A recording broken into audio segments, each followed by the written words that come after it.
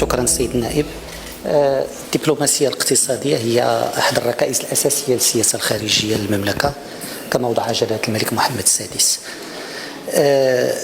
العالم اليوم فيه فرص وفيه تحديات كبيرة. المغرب عنده فرص كبيرة لأن فيه رؤية ملكية، فيه استقرار، وبالتالي كاينه فرصة باش أن التعاون الدولي والدبلوماسية الاقتصادية يكون عندها دور. حاولنا أننا نواكبوا هذا التطور. أولا تخلقات في هذه السنة مديرية عامة للدبلوماسية الاقتصادية في وزارة الخارجية باش تواكب هذا الشيء. ثانيا حاولنا أننا نخلقوا في كل السفارات تقريبا ملحقين اقتصاديين اللي يشتغلوا على هذه الملفات.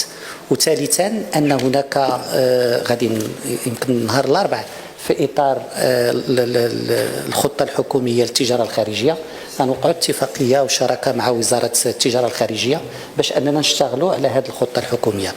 بطبيعة الحال كيبقى الأساسي هو كيفاش كل الفاعلين يشتغلوا في نفس الاتجاه باش لأن الدبلوماسية الاقتصادية هي كيفاش الفاعل الاقتصادي يستغل واحد الشبكة ديال 110 سفارات و60 قنصلية تقريبا اللي هي راه الإشارة للفاعل الاقتصادي.